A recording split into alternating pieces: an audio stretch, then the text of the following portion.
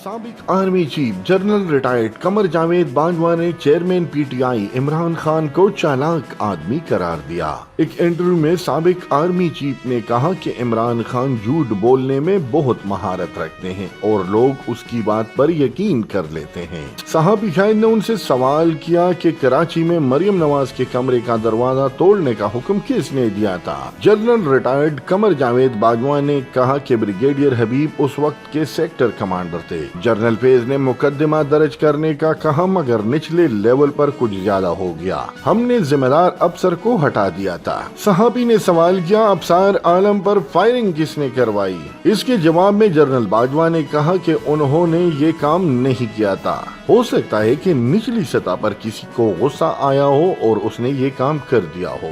उनका कहना था कि मतीउल्लाह जान वाला वाकया एजेंसी ने बोंडे तरीके से किया। मतीउल्लाह जान के वाकया पर मैंने जनरल फैज की क्लास ली और मतीउल्लाह जान को छुड़वाया। जब उनसे सवाल किया गया कि आजम सवाती और शहबाज गिल को नंगा करने में उसका हाथ है, जनरल रिटायर्ड कमर जावेद बाजवा ने कहा कि आजम सवाती और शहबाज गिल को नंगा करने के इल्जामात से मेरा कोई ताल्लुक नहीं। बाज़ औक़ात एजेंसियों में शाह से ज्यादा शाह के वफादार बनने की कोशिश होती है और ये सब निचले लेवल पर होता है।